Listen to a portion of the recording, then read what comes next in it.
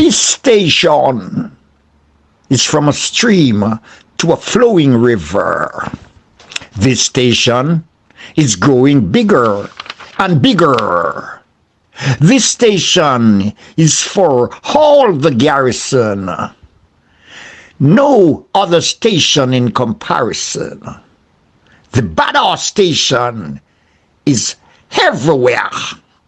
Even when you're shopping in these places, Tesco, Lidl, Sainsbury, and even Morrison, Jaboni station, no stress, no pain, and no altercation. Jaboni Badass station. And the parish of Kingston is the capital of Jamaica, and it is located on the southeastern end of the island. Until 1692, the parish of Kingston, as we know it, did not exist. Kingston came into existence after a massive earthquake destroyed 2/3 of Port Royal and killed almost 3,000 inhabitants. Survivors of the earthquake fled to the Ligani Plains, only to perish from exposure and diseases. As a result, 2 weeks after Port Royal's destruction, the government purchased 200 acres of land, known as Colonel Barry's Aga Crawl, at a cost of £1,000 sterling. Up until the sale, the land was owned by Sir William Beeston, who was absent from the island at the time. Therefore, his attorney Nicholas Laws conducted the sale on Beeston's behalf. The acquisition of the 200 acres of land was for the sole purpose of the erection of a new town, Kingston. Hence, early maps list Kingston's name as Beeston. This name, of course, is purely due to the land being acquired from Sir William Beeston. In July 1692, a plan for the building of the new town of Kingston was drawn up by John Gough, a surveyor. Also drawn up and issued were the terms by which settlers could acquire land.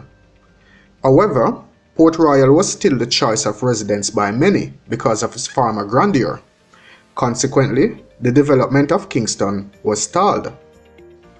It seems that as soon as the horrors of the earthquake were forgotten and a sense of normalcy re-established, many sailed back to Port Royal. However, any memory of Port Royal's grandiose glory soon came to a halt once again. A few years later, a catastrophic fire in 1703 completely destroyed most of what the earthquake had spared, as well as buildings that had been restored after the devastating earthquake. Once again, the now catastrophic weary Port Royal residents migrated to Kingston, most never to return to Port Royal. Please like this video if you love history like I do. Soon after 1703, a law was passed declaring Kingston the chief seat, the port for trade and entry into the island. From this moment on, Kingston's prosperity was assured, and in 1713 it was declared law that Kingston should forever be taken and esteemed as a district and parish with the powers of any other parish. Further, it should have the right to send 3 representatives to the assembly. Supplementary development of Kingston followed in the latter years as the population of the area grew. In 1842, the city of Kingston received its first public water supply from the Oak River.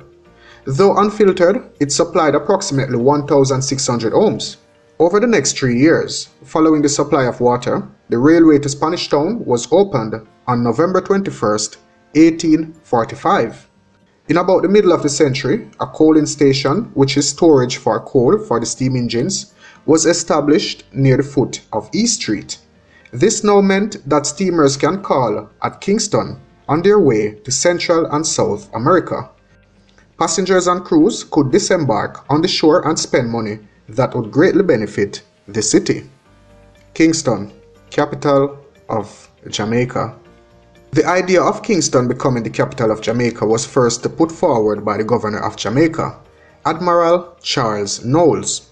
Historians have pointed out that somewhere around the mid-18th century, Admiral Knowles sought to have the capital city moved from Spanish Town to Kingston. The reason for this, as noted by historians, was due to the fact that Kingston had a greater port capacity than the island's other ports combined. Also, Kingston's location benefited from the trade in contraband with Spain's recalcitrant colonies in the Caribbean. Not many shared Knowles' forward-thinking views.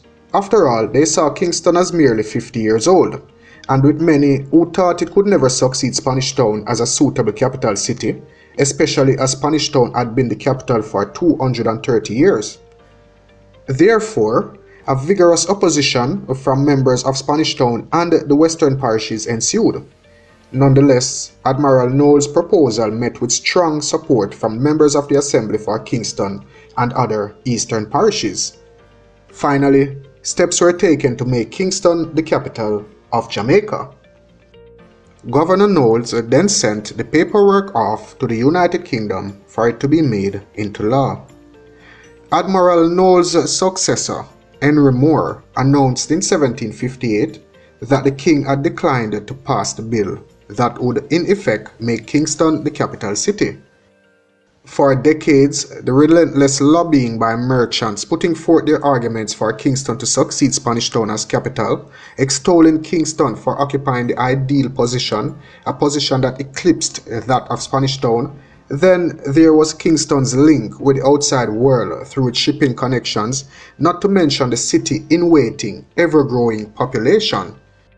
The switch was finally signaled, and Kingston became the island's capital in 1872 after over a century.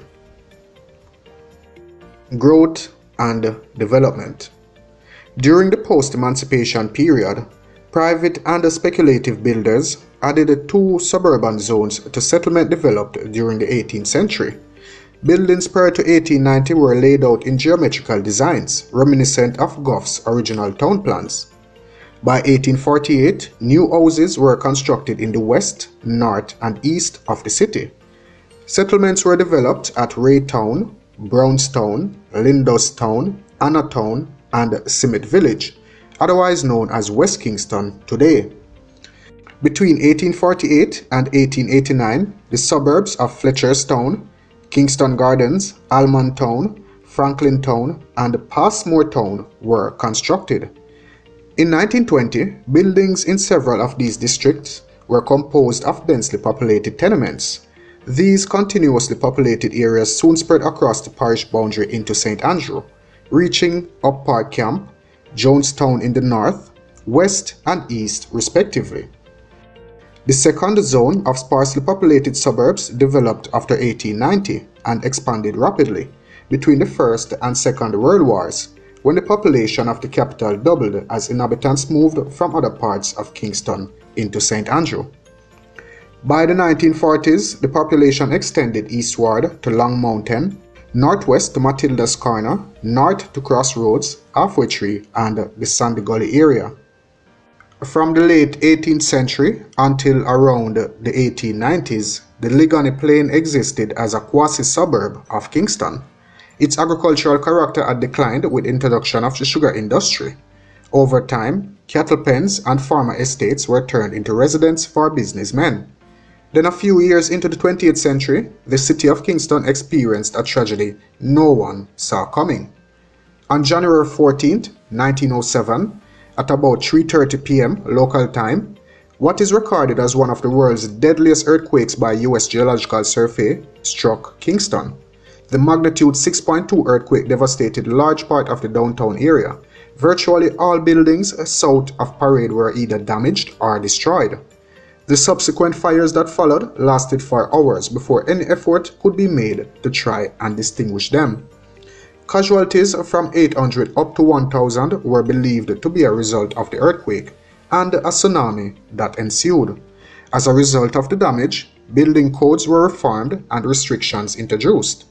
Damage estimated at £30 million in material damages was reported. A grant of £150,000 and a loan of £800,000 were secured from the British government. That was shared among property owners with responsibility for their own redevelopment. Residents as far north as Halfway Tree in St. Andrew had to be reconstructed. However, the most comprehensive rebuilding that was undertaken was in the commercial area. St. Andrew. The parish of St. Andrew was originally called Ligani, and the name still lingers around the plain, as the capital city of Kingston is located there. Sadly, Ligani is one of the few surviving words from the very first settlers of the island, the Arawaks. Presumably it stems from the word iguana, meaning lizard. The parish of St. Andrew was one of the original parishes that were created between 1661 and 1664. It is also one of the first parishes to be established by law in 1867. The name St. Andrew was derived from the patron saints of Great Britain. St. Andrew stretches from Crossroads to Rock Fort in the east, reaching up into Blue Mountains, sharing its borders with St. Thomas, Portland, St. Mary, and St. Catherine. In 1923, Kingston and St. Andrew were amalgamated to create the corporate area of Kingston and St. Andrew, as it is commonly referred to by most Jamaicans today. Capital. Halfway Tree is the capital of St. Andrew, and is originally known as Halfway Tree Pen. It is said that it had been owned by the Hodgkin family for over 130 years. Robert Hodgkin was Attorney General of Jamaica in 1707 and was a direct descendant of this family. Historians have said that Halfway Tree was named after a huge cotton tree that once grew at the junction of 4 roads, close to the parish church. People traveling from the western parishes into Kingston or further east often stopped at this point, halfway, to rest or to refresh themselves at a nearby tavern. The cotton tree is believed to have been in existence before the conquest of the island by the British in 1655. The clock tower, which is also at the center of Halfway Tree, was erected as a memorial to King Edward VII of England. Notable places or buildings in Kingston and St. Andrew. National Heroes Park. This park used to be known as the Kingston Racecourse because of its dominant activity and remained so up until 1953, when horse racing was transferred to Knutsford Park. It was later renamed the George VI Memorial Park in 1953 in honor of the late King and father of Queen Elizabeth II, and for her first visit to the island. Finally, in 1973, the National Heroes Park was the name given to the historical site. This park has been home to monuments that have been erected in honor of the island's national heroes. The National Library of Jamaica. The National Library of Jamaica serves as an important historical collector of Jamaican history. It collects information on Jamaica as well as information written outside of Jamaica about Jamaica or about notable Jamaicans. Its collection dates back to the 1500s and includes many rare books, maps, documents, pictures, and manuscripts. St. Andrew Parish Church. A historic building located in the heart of Halfway Tree, the St. Andrew Parish Church was founded in 1664 and is one of the oldest churches in Jamaica. The Jewish Cemetery. This cemetery is an important landmark in the history of Jamaica. It is the oldest denominational cemetery on the island. Halfway Tree Courthouse. This building was occupied by imperial censors during the Second World War and was also the venue for the second Junior Center by the Institute of Jamaica. If you found this video interesting or informative, please give it a thumbs up, and thank you so much for watching. Yeah, Rastafari Adonai, Jaja bless. Put a fire on political press. One more stress on the foreign press. Light up for the cross-dresser and them Rasta transgressor. One station with them information. Job on the badass station. Creation station. You can't stop it, nor slap it, nor clap it. Jaja.